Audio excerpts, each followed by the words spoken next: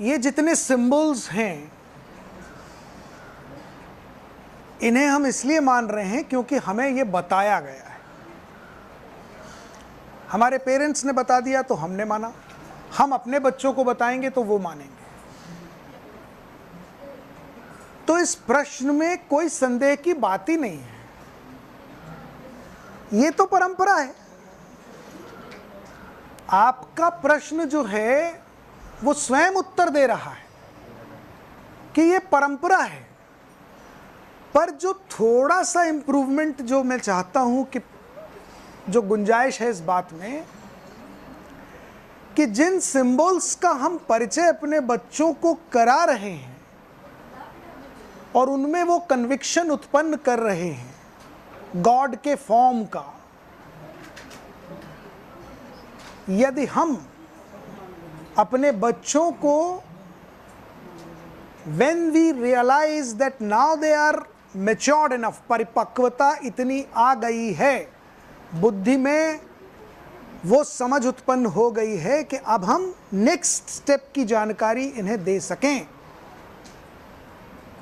तब हम ये भी क्लियर करें कि इन सिंबल्स के पीछे कितनी बड़ी फिलॉसफी है और ये सिंबल्स माध्यम है गॉडहुड का, गॉड नहीं है।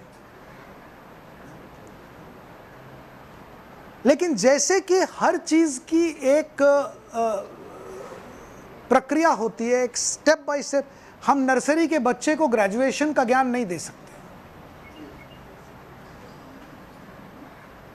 ये सारे सिंबल उन ऋषि मुनियों ने बनाए हैं जो पोस्ट ग्रेजुएट हो चुके थे ज्ञान में, पर वो जानते थे कि ये जो सामान्य प्रजा है ये अभी नर्सरी में भी नहीं है, तो उनको सारी थ्योरी में आज नहीं समझा सकता। तो मैंने एक सिंबल के माध्यम से उनको बताया कि भैया ये भगवान का स्वरूप है। अब देखिए हमारे सारे भगवानों के सिंबल अलग अलग हैं। राजेश जी ने कहा लंबी सूंड वाले गणेश जी, गणेश जी को हम बुद्धि के देवता मानते हैं।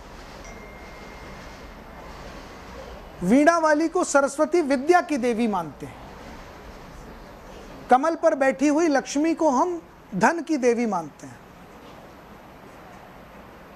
शेषनाग पर लेटे हुए विष्णु जी मानते हैं और हिमगिरी के उत्तुंग शिखर पर बैठे हुए शिव जी मानते हैं।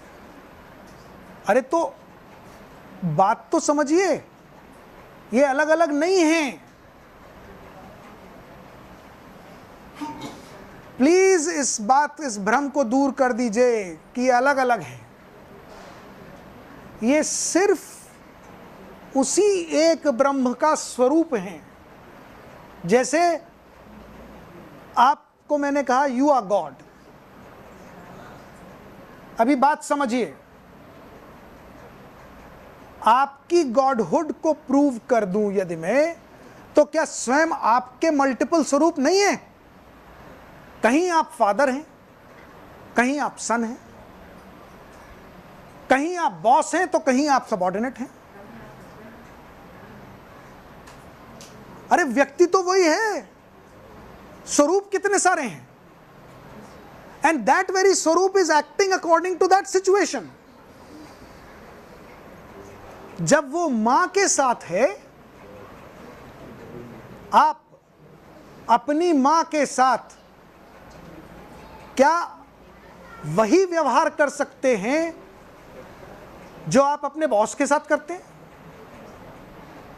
वहां इंटेलेक्चुअल टॉक्स होती हैं तो सडनली आप बुद्धि के देवता हो गए।